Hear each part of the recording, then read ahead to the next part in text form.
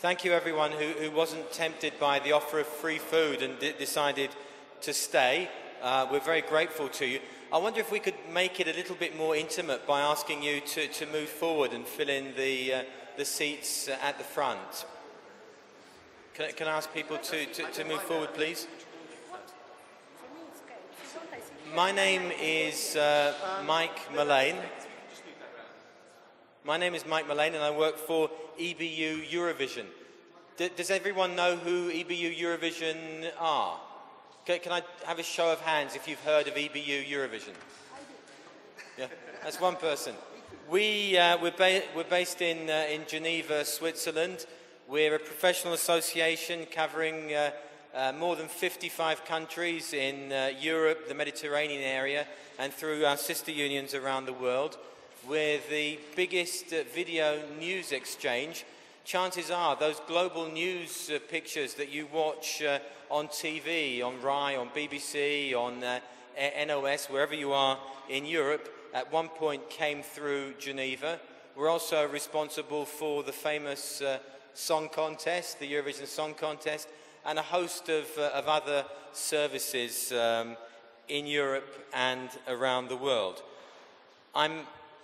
I'm based in Geneva, and amongst the other things that I do, I'm responsible for the Journalism Now project. As you're leaving, I'd love you to pick up one of these and find out how you can be part of Journalism Now. This afternoon, I'm joined by four distinguished speakers. Immediately to my right, Vittorio Argento, who's the Deputy Director of News at RAI Radio and Deputy Director of Channels 1 and 2. To his right is Hans Laroes, who was the Editor-in-Chief of NOS, the public service broadcaster in the Netherlands, for I think nearly 10 years. And he was there at a very crucial period in history. He masterminded the transformation of a traditional broadcast information into a multi-platform news organisation and created an integrated newsroom, bringing together radio, TV and online.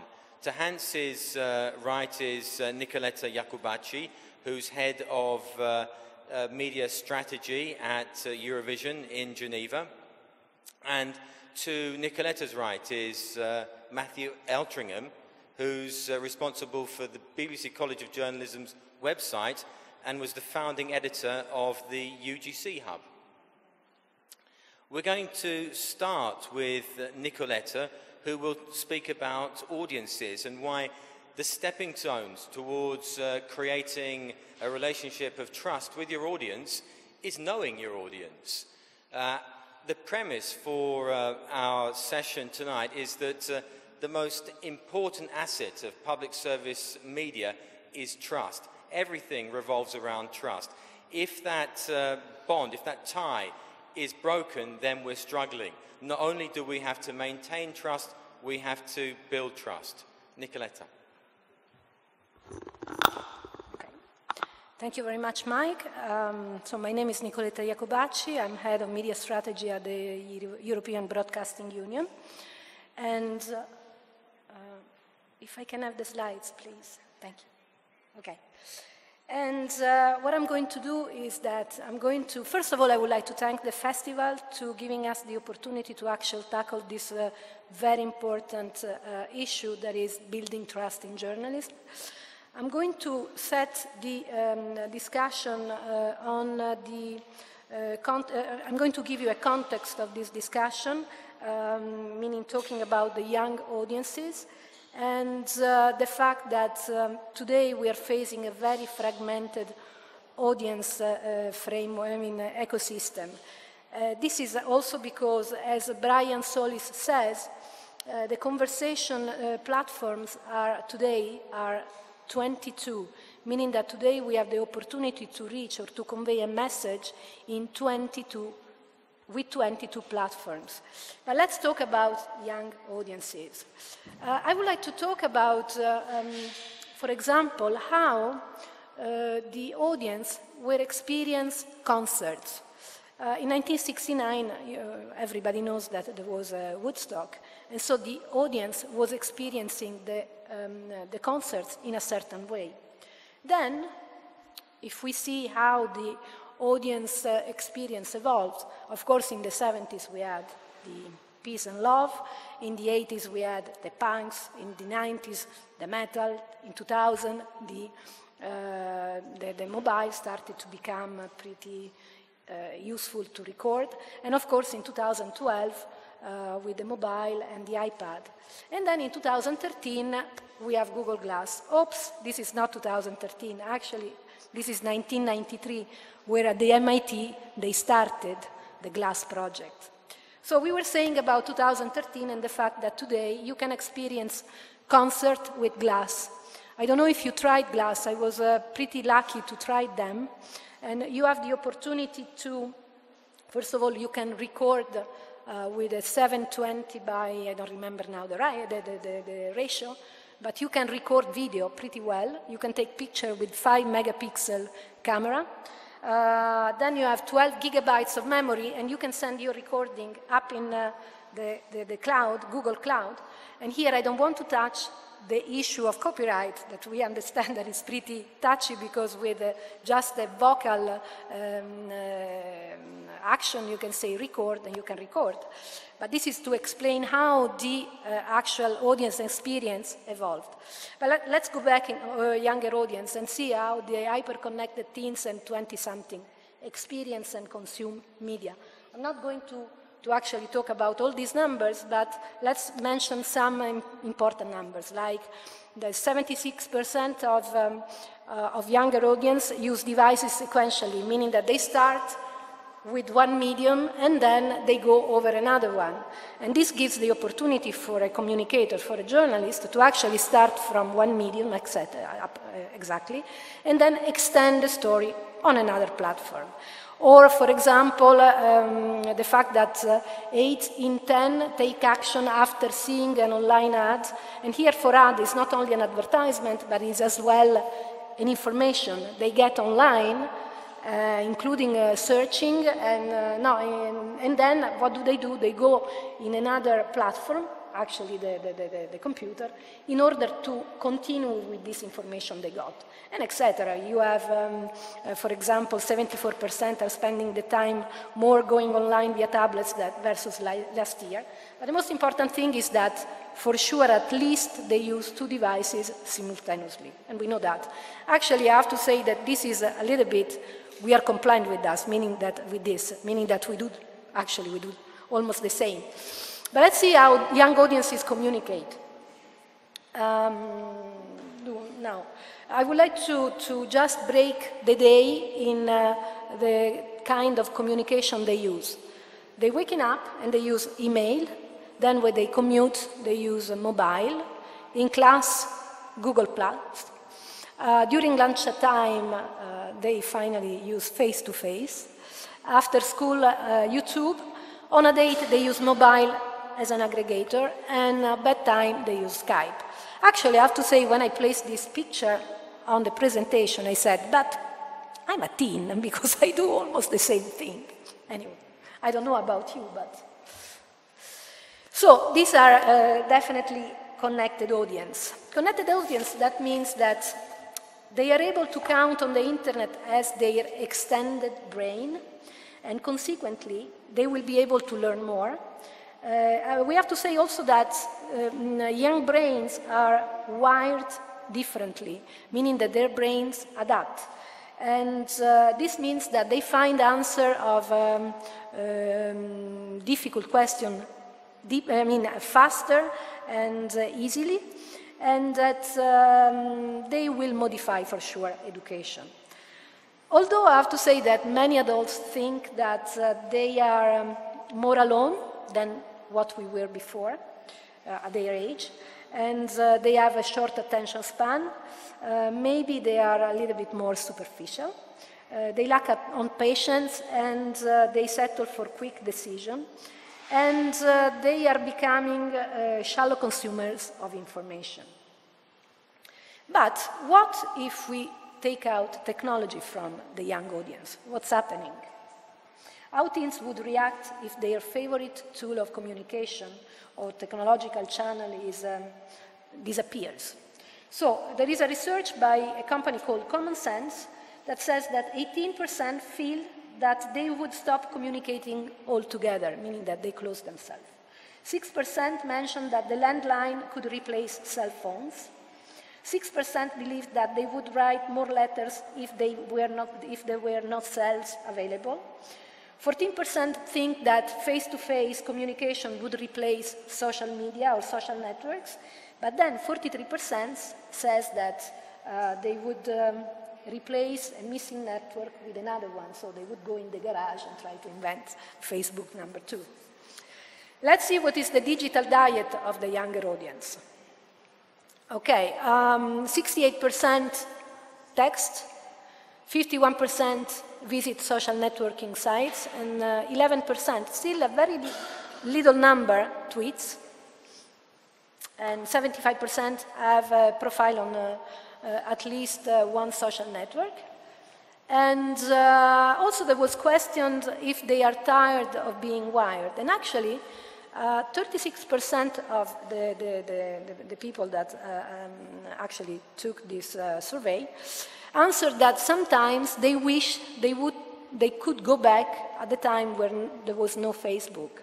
And 41% consider themselves addicted to their phones, and 20% addicted to their social sites. Now, we describe them as a dynamic an audience that wants dynamic content, participatory audience, and interactive message, meaning that they want two-way communication. And I would like to attempt, and here unfortunately you cannot see because it's too big, the font, I would like to attempt to call this younger audience as the quantum audience. Why I would like to attempt to say so? Because in a sense, studying their behaviors gives us the possibility really to understand and forecast their future. And quantum, in a sense that their lives occur in a multiverse composed of mostly independent parallel universe, in a sense like quantum physics. How do we build trust with this generation? Let me give you a little hint. You have to be authentic and real. For sure, you have to be transparent and open.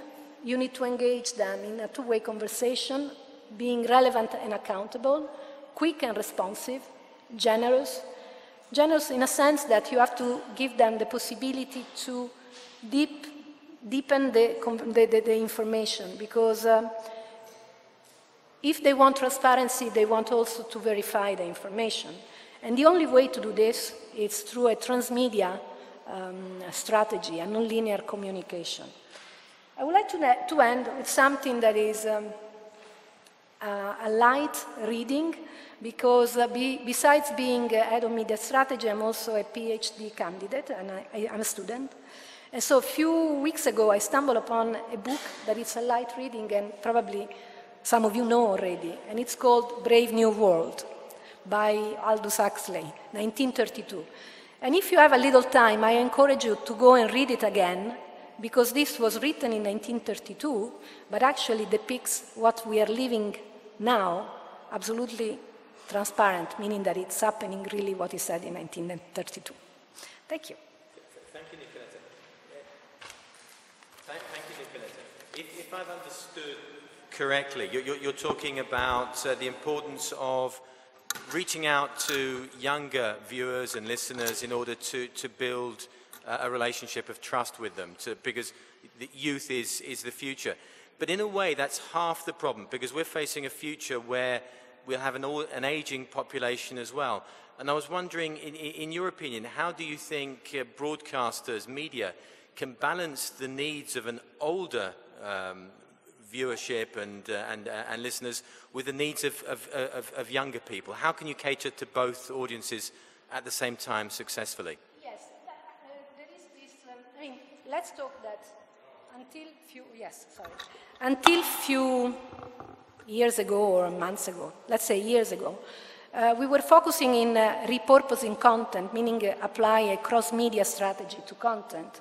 Now we have this kind of ugly word that is transmedia, that is becoming a sort of trend, or for me it's already passé in a sense, meaning that it's already kind of old. But that gives you the opportunity, though, to write a narrative in a way that you can spread out the content on different platforms, meaning that you don't use only one channel or one story. You have a main story on one platform, but then you can extend your story on different platforms. That this is the meaning of this is that you can reach all the audiences, because in extending the story on different platforms, you can reach the aging audiences via television. You can reach the very young audience only with gaming, for example, because you can apply a little gaming strategy on content. If you have a non-linear storytelling with a strategy that utilizes more than one platform, you can really reach everybody. So you can, I don't want to say you can solve the problem, but at least you can attempt in reaching everybody to solve the problem. Thank you, Nicoletta. What we're going to do next is we're going to hear two case studies, first from the BBC and then from Rai. And Matthew will start by telling us how the BBC goes about building trust with its audience. So, welcome everybody. As Mike said, I work for the College of Journalism. The College of Journalism is the BBC's training arm. We're responsible for the training of the BBC's 6,000–7,000 journalists across every aspect of their work, and actually increasingly we're doing some work with external organisations as well. We were born out of the last but one BBC crisis of trust. Which was not McAlpine and Savile, but was in fact the Hutton Kelly story about 8 years ago, when there was some major failings in BBC journalism, and there was a feeling that the training that we offered our journalists wasn't quite as robust as it needed to be. Because we were making some substantial mistakes. So the college was born and now plays an important role in the way that we build trust and improve and with the way we do our journalism in order to maintain trust. Now, as Mike said right at the very beginning of this evening, public service media broadcasting, public service journalism is all about trust. Helen Bowden, our former director of news, I think put it fairly appositely. It is the most precious thing we have. She's speaking from the heart of, as the most senior BBC journalist, and I think that goes. I think it's a view that will go across the board for all public service media news organisations. I think for the BBC in particular, the way that we are set up and the way that we're funded, the relationship that we have with our audience, is felt very profoundly across the whole of the newsroom, across every single one of those 6,000 journalists. For those of you who don't know, we're funded by a licence fee, which is paid individually by anybody who has a television set. They pay about £145, what's that, about €170 a year for all the BBC services. We're not funded by the government, we're not funded by the state, it's funding that comes directly from the audience to the BBC. And I think that has an impact on the way that we relate to our audience, and in fact the way that our audience relates to us, because they feel very strongly that they have skin in the game. They have a slice of the action of the BBC. So we need to make sure that we build that relationship of trust very, very clearly. Now, how do we do that? There are, I think, what's clearly defined, both in our training, in our editorial guidelines, and in fact even in the Royal Charter that underpins the BBC's foundation, core journalistic and editorial values. There they are: truth and accuracy, independence, impartiality, accountability, and public interest. And those are the yardsticks. Those are the key pillars that define our daily work and our journalism. And those are what we judge what we do every single day of the week against. And if we fail in any of those, we failed in our journalism, and we fail in the trust and the relationship that we have with our audience. Now, I mentioned Jimmy Savile and McAlpine, and the response to that has been particularly interesting. I thought, let's get this particular elephant out now and start talking and talk about it. For those of you who don't know, I'm sure everybody has heard of the Jimmy Savile story. Jimmy Savile was a big a celebrity, a big DJ in Britain, and was accused of, and had a very paedophile past. And there was a piece of BBC journalism on one of the flagship news programmes that was shelved because we felt there wasn't enough interest in it. This was then further. It then transpired that our rival station, ITV, put a documentary together that showed that the journalism that the accusations against Savile were completely legitimate. We compounded the error about 2 weeks later when we accused Lord McAlpine, who was a former Conservative government minister, of being a paedophile when he was anything but. So two major failings in BBC journalism.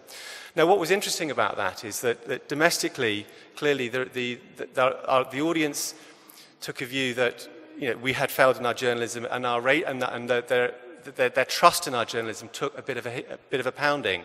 But it was, I think, the perception our audience has had is that actually that was a particular failing around a couple of stories, and we're seeing that the trust back in the BBC is beginning to rise to levels of the previous year. Globally, it hasn't really affected the BBC's reputation or its relationship with its global audience because it was felt like a little local difficulty. It didn't feel like that in the middle of it, I can tell you. So how do we go about sort of inculcating these key values, these values of accuracy, impartiality, and truth and objectivity?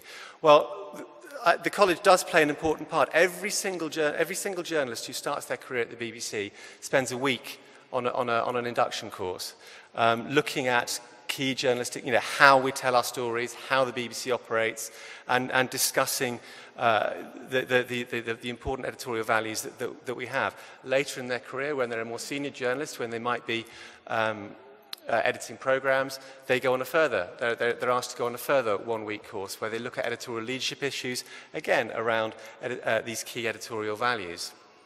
It's a part of the BBC that is hugely invested in.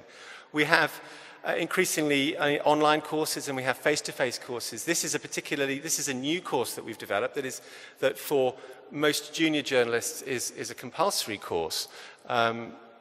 And as you can see, it's safeguarding BBC values. It's about the values that we hold dear to us. And we spend a lot of time talking to our journalists about how they should go about their business. Now, what does that mean in the newsroom? What does that mean in real life? Because that's actually where it really matters.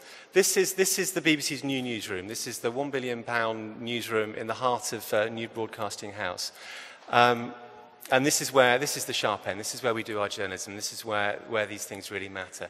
If you look in the middle there, that middle kind of hexagon shape, that's the kind of the core news desk, and the spikes off that core desk, where it's a multimedia newsroom, and that's where web teams, TV teams, and radio teams all work next to each other. So this actually is the heart of BBC journalism.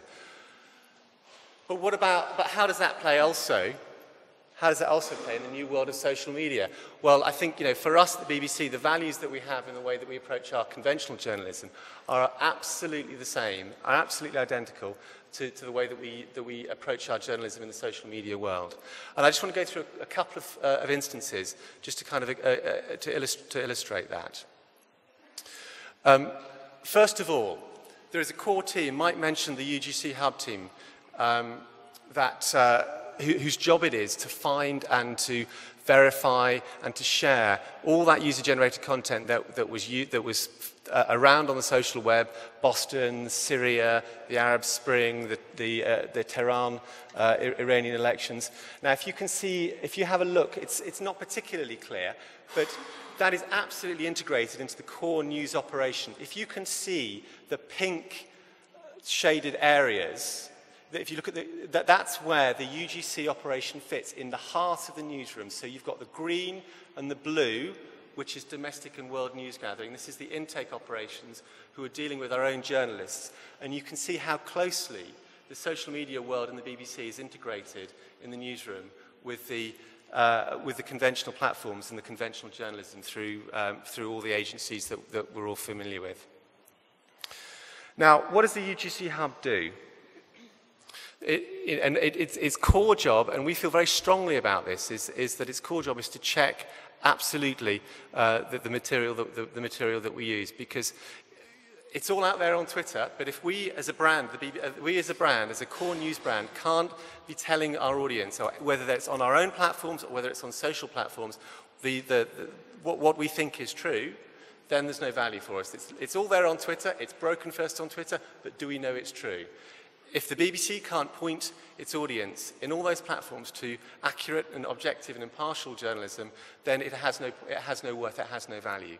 So I'm going to show you a short film. This is about 30 seconds of video, and this gives you a really good example, if I can find the mouse, there it is, of the kind of work that we do.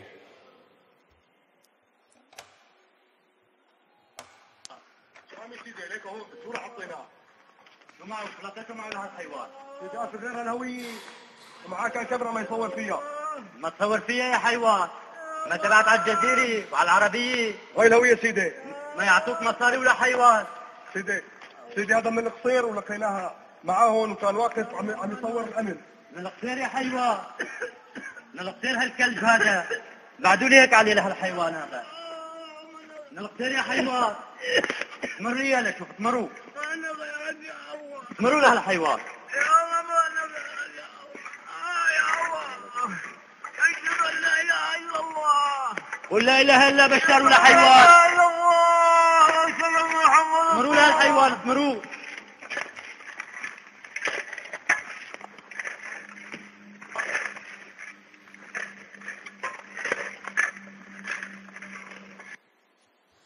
That was posted on YouTube by Syrian rebels, claiming, and with a description, that it was Syrian government troops burying alive one of the Syrian rebels.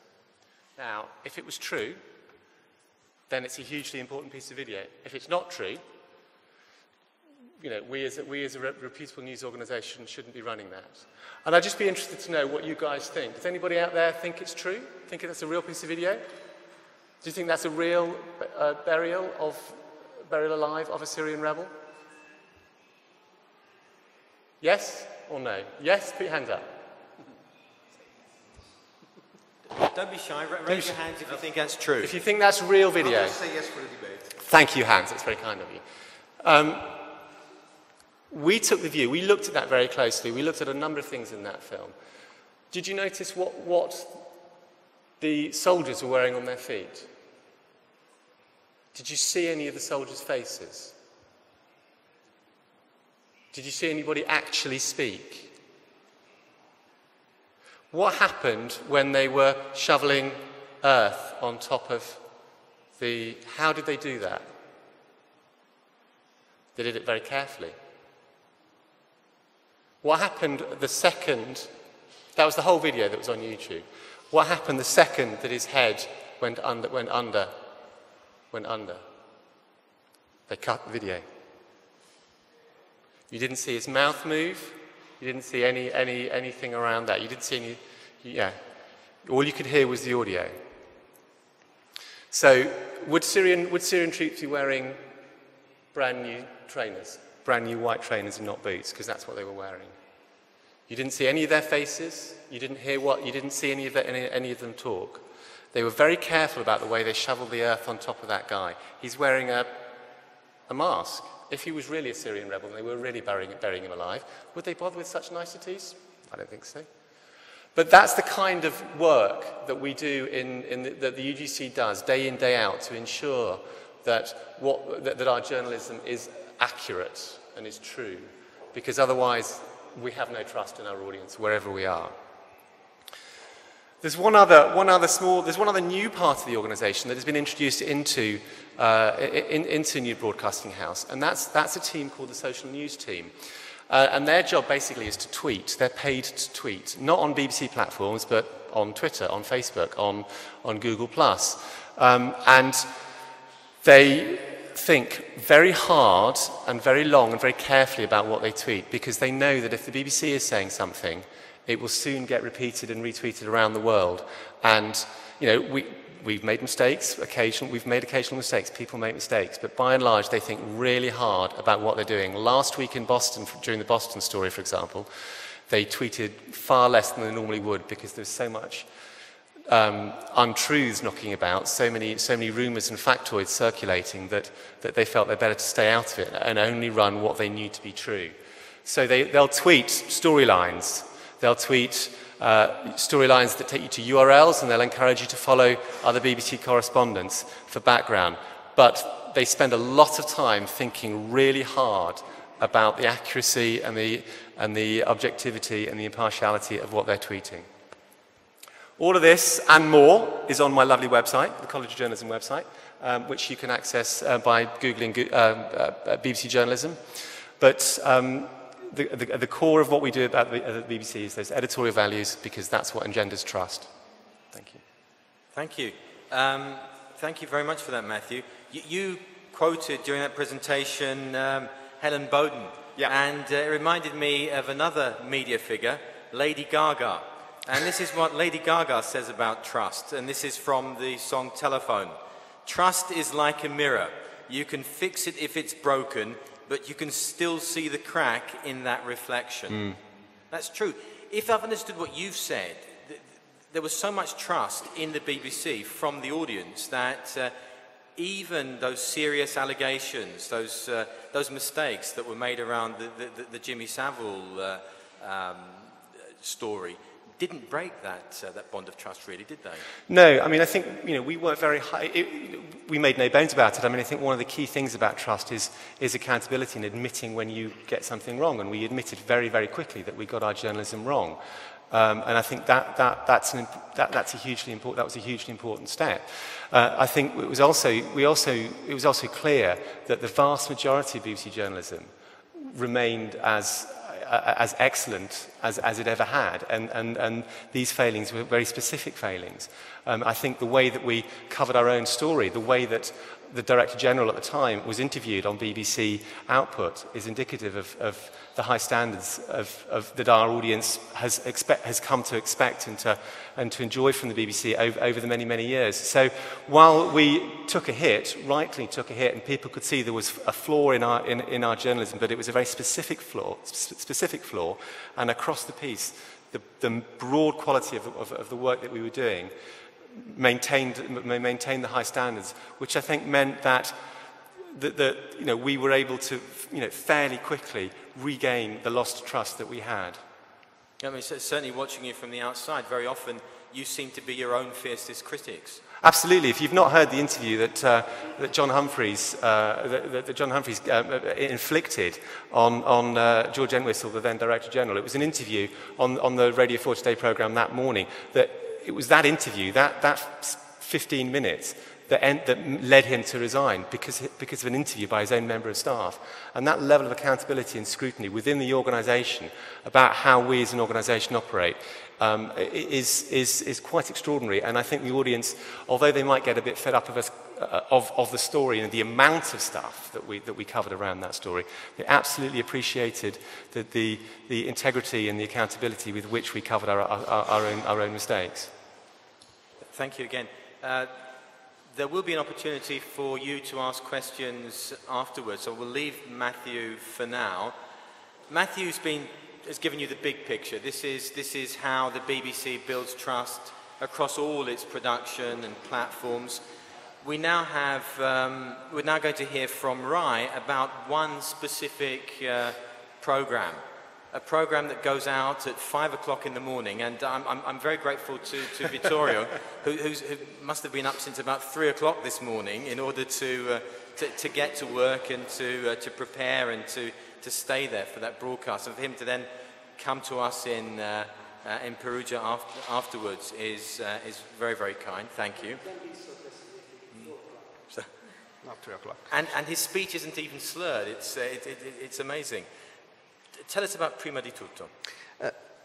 I was thinking while Matthew was speaking that when you are the third speaker in the order is very difficult because you have something you have wrote before and our papers you have written, but there are many suggestions that come from what he said before. I want just only to add one thing. When you talk about the video, I think that to build the trust takes a huge amount of time. It does, yeah. To lose trust takes few seconds. So I think that the most important thing you can do when you have to teach to young people how to be a journalist is try to let them understand how to understand what is fake and what is real, what is close to be real and what is not at all. And it's difficult because it's something that you feel with your nose, I can say, that is difficult to explain. This is difficult to explain why this news is fake and this other one is real. Sometimes it's evident, but sometimes it's not. So it's very difficult. My personal feeling, since I work on the early morning shift of the radio, my personal feeling is that it's better if you air the news 30 seconds later, 1 minute, 5 minutes later, but trustable. We'd rather be second and right than first and wrong. Absolutely. Absolutely second right. That's my personal opinion. Also because if you look around, you see that other competitors doesn't work in this way.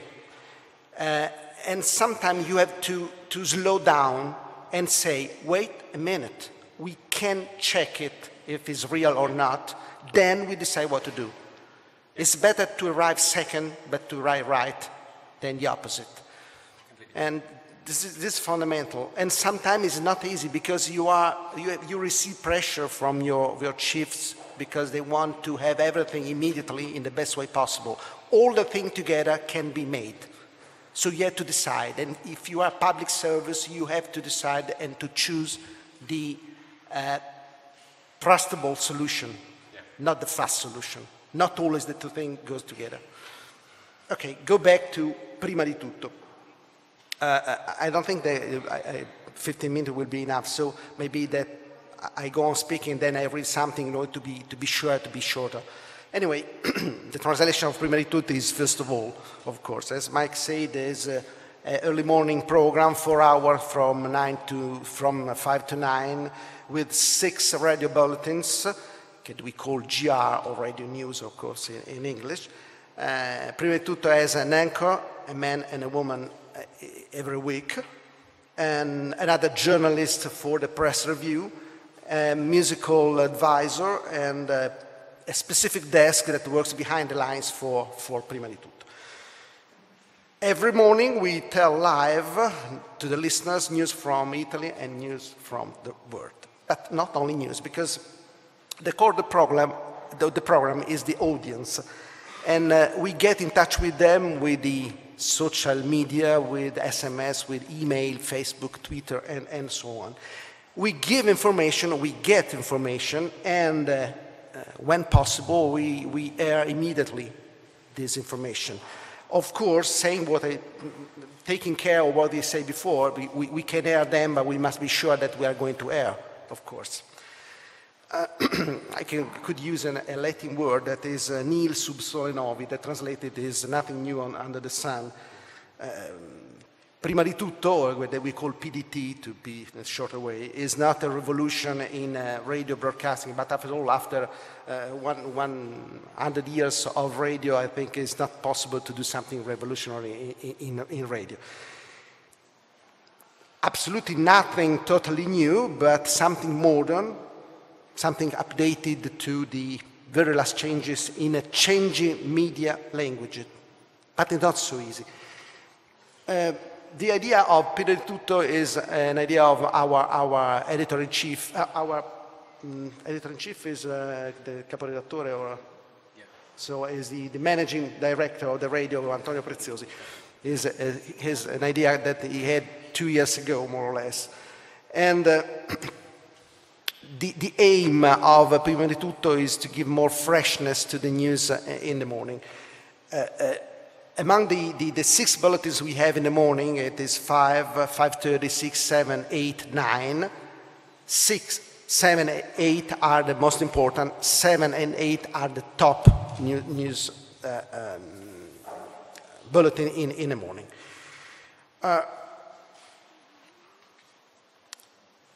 The idea of Prima di Tutto comes from one idea we had, that you can give information only through the normal news bulletin, 6, 7, 8, 9. You have to put the bulletin in a fabric, in a kind of as I say, canvas, information oriented. In other words, 5 hours where everyone who switch on the radio knows that within these 4 hours, they can receive any kind of information. The classical, the typical, traditional information of the radio bulletins from all over the world, but even smaller information, traffic, problems, every kind, is nothing absolutely new. I repeat, I know everybody do this all over the world probably, but for us is an important turning point, because we are somehow a little bit traditional in our way of giving information, and Prima di Tutto is really something fresh we put on air every morning. The difficulties for us are to integrate the 2 workflows. I must say that there is some jealousy between the traditional radio news bulletin desk and the PDT desk, because we didn't reach at the moment the perfect fusion between these 2 lines. And we are working very hard on this, because we think that the flow of information, every kind, high-level information, low-level information, must be smooth and must be balanced between the bulletin and Prima di Tutto. So we are going to change the chain of command in the morning. Now we have a deputy, like me. Then we have an editor-in-chief for the bulletin and an editor-in-chief for Prima di Tutto. But the editor-in-chief for Prima di Tutto is not related to the deputy. It works alone by itself. At the moment, Prima di Tutto is in another floor, at the second floor, and we are with the bulletin at the first floor. We are going to move Prima di Tutto from the second to the first floor. We are to face the 2 studios, bulletin and Prima di Tutto, in front, one in front of the other. And we are going to put the editor-in-chief of Prima di Tutto under the control of the deputy.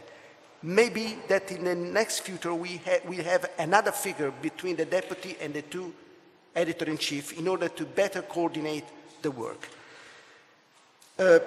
We are aware that the focal point is the integration of the newsroom. What we've done in BBC is something that is unbelievable. I suggest to every journalist who likes journalism to go to London to see how it works.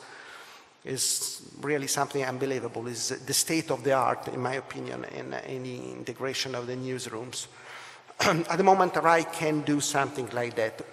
We know that is important, and I talked personally to the CEO of RAI, Mr. Gubitosi, and he said, you are right, but at the moment we can't. We will do this in the next few years. We are trying to do this in Prima di Tutto in a really smaller and smaller way. Bringing Prima di Tutto at the first floor, putting the 2 studios one in front of the other, changing the change of command probably will be the beginning of the way of demonstrating to the company how important is the integration and the layout, because my personal feeling is nowadays technology and the layout are, as well as content, part of the process of building trust on our journalism. older generations of journalists used to think that what you write, what you say, what you record is the fundamental part of your job. Yes, it's fundamental, of course, but the way you put your writing, your recording on air is nowadays, in my opinion, equally important, if not a little more important than the content. It seems to be probably strange what I'm saying, but if you cook a beautiful dish and you put it in a beautiful food and you put it in a plate and the dish dirty, the sensation is negative. Even the food is very good. So if you have nothing to eat, you eat this because there are no alternatives. But if you have alternatives, probably it's easier that you eat a well-presented dish with a good content, of course, but probably the form, the way they show you the content is equally important than the content. That's why we are working. And I hope personally that this could be the beginning of a way to spread all over the company the importance of layout versus the importance of content. And that's probably prima di tutto could be the very beginning of this process.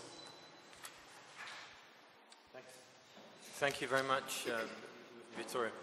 When I was working in newsrooms in another century, a long time ago, we were the gatekeepers of information. We had all the information on our screens before the public had access to it, and the public trusted us to select the stories that were most important and to tell those stories. The world's changed, big time. In your opinion, has the internet, the social networks, are they a blessing or a curse? To what extent is your job easier now or more difficult? Different, in my opinion, because if the word medium, Latin word, means you become the person between two things. You have to look a little bit in one direction and a little bit in the other direction and try to summarize what you get from the 2 points. Now the points of reference are more than before, but the job is the same. It's more difficult because you have much more point of reference and much more thing to see, to consider, to evaluate. But the job is the same. And after all, if you have much more information that you can get all around through the net, through the Twitter, social media, and so on, it's by far better. As I told before, if the fundamentals are good, are well taught and well learned, the result is, in the same way, positive. It's not important if you have few or many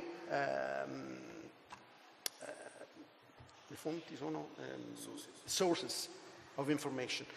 In my opinion, it's changed nothing. The way you face the problem of creating trust is exactly the same. And I think that I will say before that you must be a pacemaker. You decide what is broadcastable and what is not, because you are a medium. You have to do that. Sometimes I did this, I give you this idea, I try to be very, very, very short. When someone says journalists are not necessary, and we see now in our political situation someone who say that, okay, try to watch a football game on TV without audio, or with audio but without comment. You look the match, you see the match, you see the goals and so on. But if you have a journalist over there who follows the game, follows the teams, knows everything about the two teams, and you see a player playing very bad, your personal sensation is a bad player. Why is he playing now? He should be home, not over there. The journalist can tell you, okay, he's playing very bad, but he comes from 6 months stop due to an injury and so on. And you say, okay, in this way, it's a different situation, okay.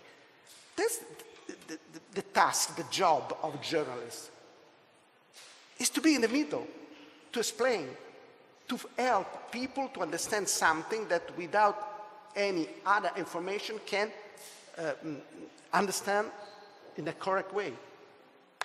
That's why our job is important. It changes our way of being journalists, but never end the important to have journalists.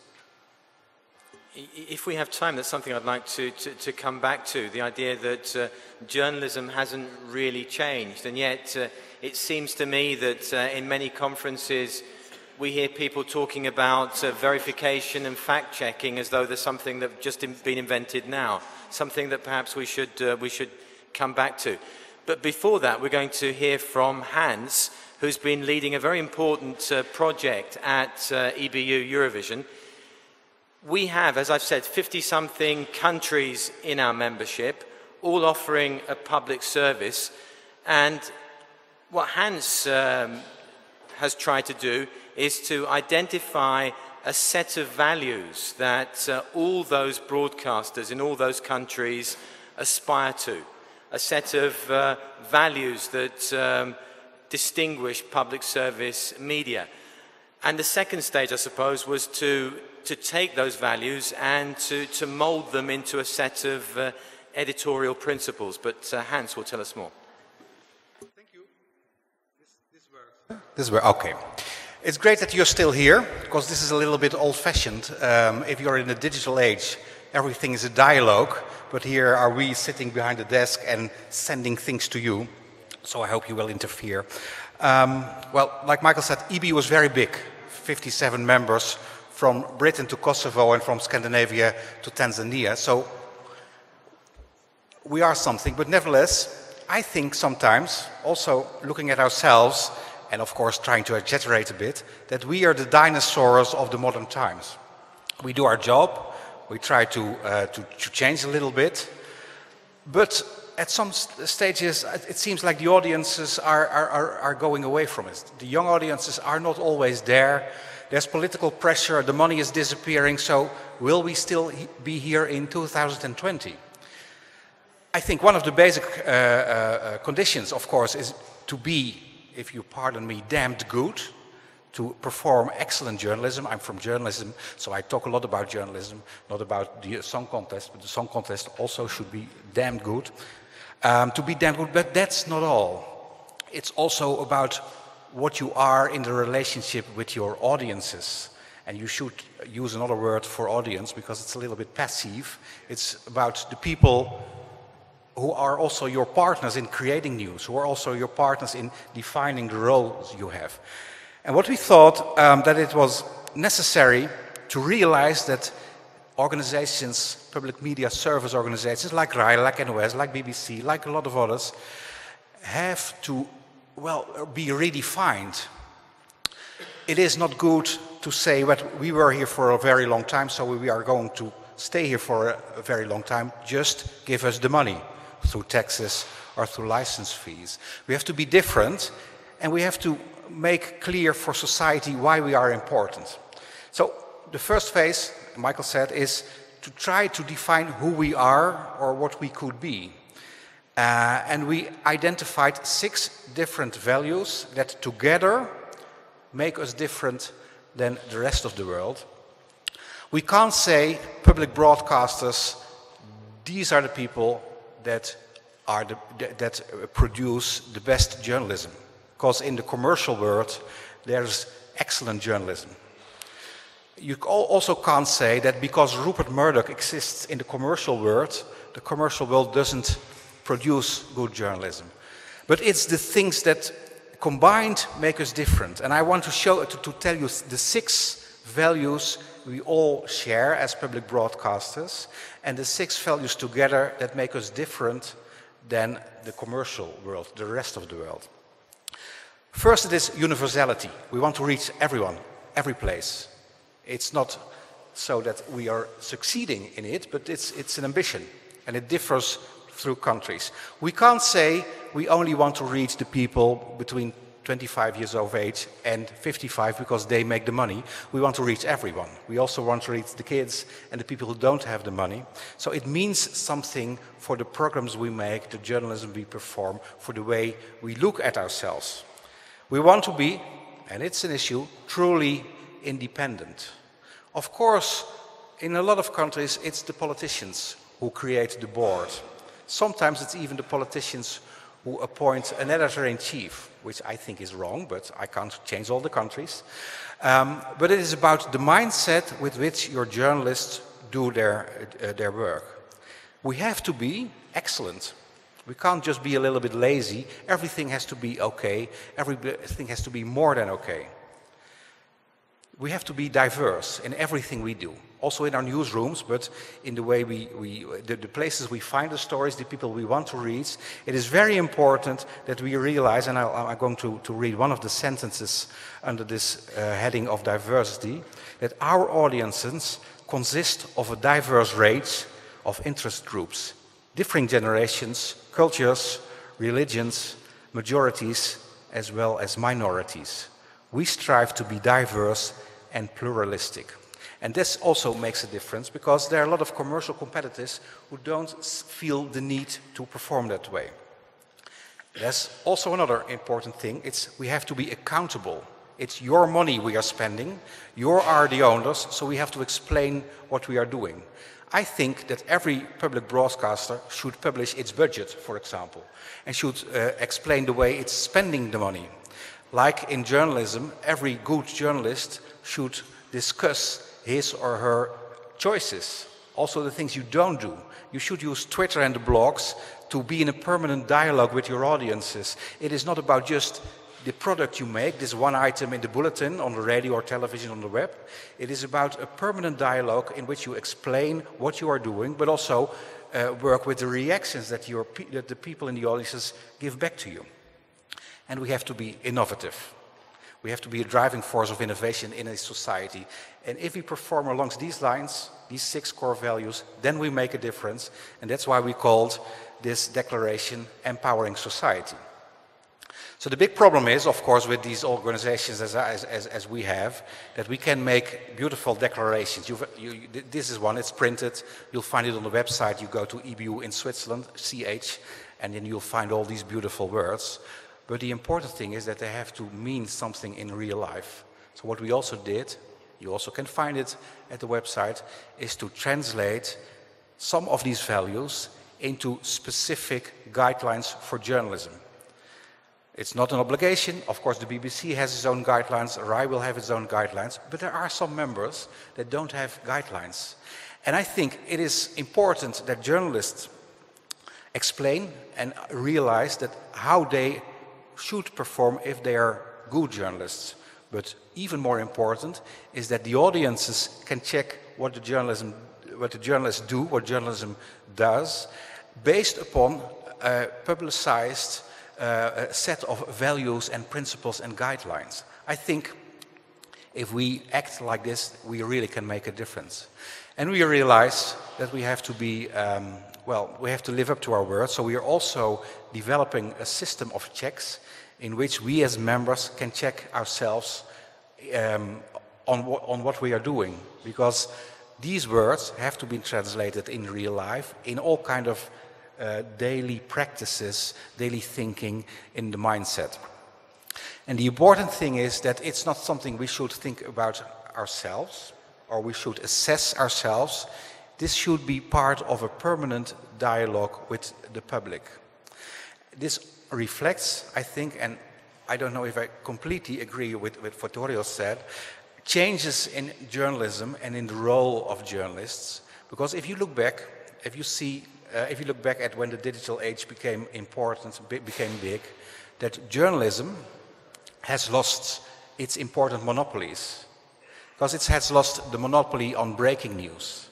If something happens outside, then it will be on Twitter. It won't be on Rai, or it won't be at NOS, or it won't be at BBC, unless it's a controlled situation. If it's in Parliament, then you're there with your cameras. But if something happens over there, you will be the first to broadcast it. We will be the second if we pay attention. We also lost the monopoly on the production of news, because you all have your cameras and you can shoot your own material and send it to the rest of the world. And in a way, we have lost the monopoly on the definition of news, because the things we call news can be neglected by other people, and the things they call news is not always news that we think it is. So the roles are completely different. And I don't think we've lost something. I think we gained something. We gained the possibility to be in a permanent debate. We gained the possibility to make news together with people in our audiences. And in a way, we lost the voice of God. But if we perform that way, if we engage in permanent dialogue, not only about the things we make, but also about the money we spend and the organizations we are, I think we gain the most important thing there is, be it digital, be it analog, and that is what we call trust. And that's our only capital, and that's, if we are trusted organizations, then in a way we can live on forever. I hope. Thank you very much. If anyone has any questions, anche se volete chiedere qualcosa in italiano, please raise your hand. Don't be shy. In the meantime, I wanted to pick up on something that Hans has just said. We've lost all our monopolies. All we have that's keeping us going is trust. So trust is something that we absolutely have to cherish and to build. But it does beg a question, why do people need us now? And why will they still need us in 10 or 15 years? Is it just the trust, or is it more than that? Oh, it's what you do with trust. If we are in journalism, it is not enough to have the first facts, the first data. It is about creating context, creating dialogue, facilitating a debate, having a memory. If something happens now, it's a journalist that can remember that this has a connection with 10 years ago. It's not exclusive for journalists, but the chance that a journalist is able to identify this connection is very big. And we have the means to go to Syria if you're allowed. We have the means to bring stories from Washington or wherever. And that is not only, it's not the world of Twitter that makes this possible. Twitter is very important, creates a lot of new data, new information, but in a way we are curating information, we are checking information, and we are providing context. And I think if you know that role, that in a society where there's so much information only grows, you need a couple of organizations you can trust. The trusted brands in journalism that can explain to you, okay, this is a story, and this is the background of this story, and we are going to facilitate you to form your opinion, or to help us making the story even bigger. And I think if you have that role, people will really appreciate it. People want you to do this as long as you perform in a trusted way. But I think that's one of the lessons of last week and of the whole Boston Manhunt story was that the news cycle is now not 24 hours, it's not 24 seconds, it's 2 seconds.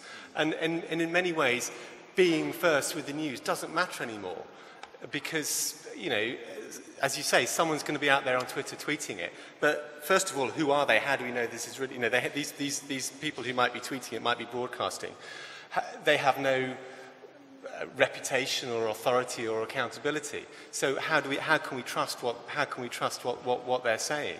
And secondly, what was really interesting, looking at the way that some of the more responsible American media were behaving and performing, were doing their journalism last week, they were actually taking a step back because there was so much nonsense, rubbish, rumour, lies that were being circulated on Twitter, that if that they were specifically and quite definitely telling their journalists to slow down on Twitter and saying, actually, stop. Don't retweet these things that might or might not be true. Let's find out if they are true or not. So I think what happened last week is a bit of seen a bit of a change in the way that Twitter is evolving and developing, and the way that media organisations are using it, because they recognise exactly those important issues. Nevertheless, I would really love to watch CNN one time and see a presenter, an anchor say, well, we are not reporting this because we can't verify the facts. But I mean, look what happened to CNN. I mean, they got things wrong very badly, and that's not the first time they've got something wrong. And while you might argue that, well, the audience will forget it, a track record will build up, and sooner or later, they will become the news organisation that no one will believe, and therefore, what have they got? They've got nothing. And I think that's important, because there at some stage, and you don't know when, there's a kind of tipping point. If you make 3 mistakes, perhaps you're forgiven, but the 4th can bring you down in shutters. So that is something CNN is facing, and what no journalist should want to experience. Absolutely. Nicoletta. Yes. Was the BBC the only one that didn't really portray or publish the photo of Osama bin Laden? You remember that photo that was fake? As soon as they killed him, everybody was publishing it. And I think it was BBC that didn't, was the only one, I think we were one of the very few that didn't, yes. Yeah. Because we weren't sure. Yeah. We would rather, and we have done it many times. We have not published material, even though it probably was true, because we couldn't be absolutely sure. I don't know exactly when we ran the picture of the arrest of the Boston bomber, for example, but I was there when we were in a bar, bizarrely, in New York, when the emails were being circulated. Is this true? Can we use this?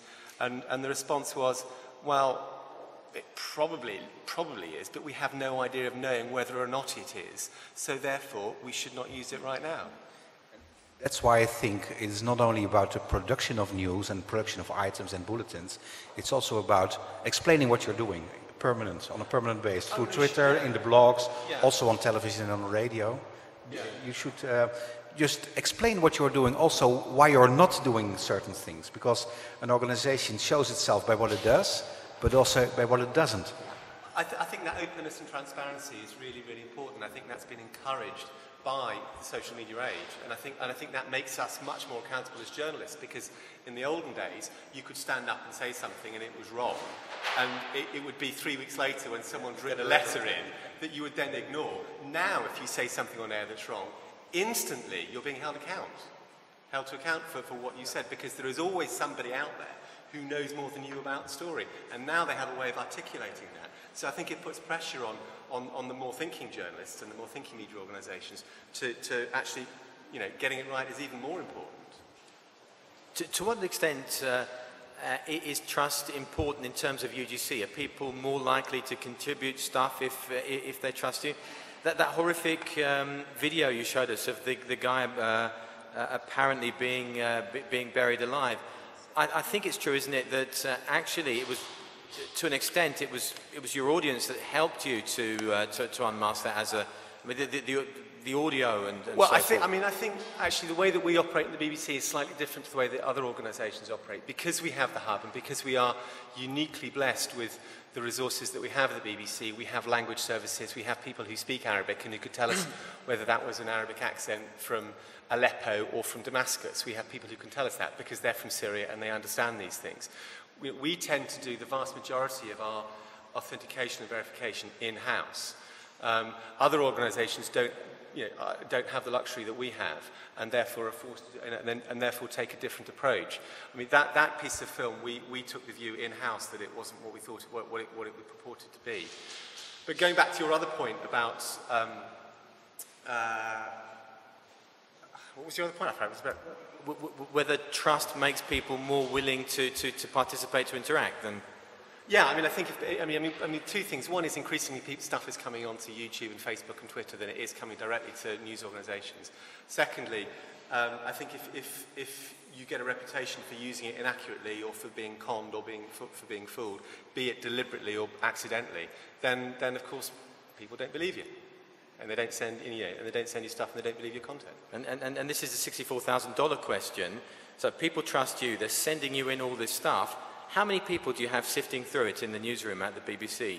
The team, the UGC Hub team is a team of 20, but that's because they run a 24/7 operation. So on any given weekday, there's probably 4 or 5 people sat at the desk doing the job. But that's a lot of people power. It is, yes, it's a huge resource. But it's a commitment the BBC feels is important. I mean, other organisations use companies like Storyful, for example, who do an excellent job. Or they have small operations themselves. But this is a key part of journalism now, and it's the key. The principles of journalism remain, but we're just adapting them to a different age. Vittorio, did user-generated content at RAI, is that happening? In the RAI newsroom, I should say. No, we are not working a lot on the user-generated content. I think that it's better if we wait a minute. Because is the problem we were saying before. If we get something from people and we can't elaborate it, we can't check the credibility, the accountability of what we get, it's better if you do not hear it. So at the moment, first of all, I don't think that the listener, I use the word listener, but it's not the correct word. But anyway, our audience, I don't think that our audience is very oriented to feed us with user-generating content. But anyway, we are not in the condition of checking enough the content we receive. So at the moment, I think that it's better if we arrive second. Yeah. But correct. So not at the moment. Will be a pace we have to do in the next future. We will have to, but not now. One of the examples I would like to share with you, it's a Dutch example, is that at NOS we created, it's NOS Net, it's called NOS Net. The only thing it is a dialogue between all kind of people. And people, they have experience in their own world, because they have a job or they experience something, and they are sources. So they sometimes pick up things that we as journalists don't see. And the only thing we have to do, it's an important thing, is to check it. So one of the things that has changed, I think, is that we are now making news together. And of course, 80 or 90% comes from the sources we already had. But the audiences, the people in the public, they see a lot, they experience a lot, they have ideas. And if you can connect with them, what they like and what I like, they start trusting you extra. But you also get more stories in. And what I found also is that it's also a way which is important these days to bypass the official organizations, to bypass the political parties and the spin doctors. If you have a connection with the audiences, you don't need all the time the official statements of an organization, of a company, of a spin doctor, or of a politician. It helps. It makes journalism better and it makes it more fun and more rewarding. Nicoletta, up until now, we've spoken about. We've spoken. So, a question from the floor. Let me just finish this one very quickly. Up until now, we've spoken about audiences trusting broadcasters. Do you think broadcasters trust their audiences enough? I wanted to actually. It's in this line because you said that the audience now is creating the news with you because they are co-creators. Okay. And especially, let's say, facing what's happening now with Twitter and Vine, the new, actually, tool of Twitter that gives you 6 seconds of video. Do you think the public service media should also kind of give some guidelines on what to shoot and what not? Because, for example, Boston showed us that it's borderline. I mean, to have 6 seconds of video and maybe you have a relative, a son, a father that is, and you see them with kind of, because then blood, of course, it's the first thing that you want to film, and then have it in loop with vines. I mean, if you really want to use the audience. You should also give a little bit of guidelines on what to do and what not to do. Can I ask you not to answer that question immediately? Let me you think about an answer for that question, and let's go to the floor, and we'll come back to you. Can I speak in Italian? Please. You said the first concept in English. You said you shouldn't use the word audience. And adesso anche ha detto l'audience è una parte attiva, sono le persone, dobbiamo guardarle, ascoltarle per ricavare dei contenuti, quindi è in linea con quello che aveva detto prima. Quindi come possiamo identificare queste persone se non le chiamiamo più audience? Chi sono diventate alla fine nel processo queste persone? Come le possiamo chiamare e identificare? Okay, can we start with that question? And the question is that if we're no longer talking about an audience, we're talking about people that we're listening to and talking to, how do we go about identifying? Who are they? What have they become? If they're not an audience, what are they? Their roles are completely different. They're very different. Sometimes they're a couch potato. Of course, if you watch an evening bulletin at the end of the night, before you go to sleep, you possibly hang on the couch and watch it. So it's the one-way thing. But during the day, like Nicoletta showed, you will be on your tablet and you will check the headlines. But you don't check the headlines only from NOS or BBC or RAI. You check it from your trusted sources. You look at YouTube. You send the YouTube link to your friends. So you're more active then.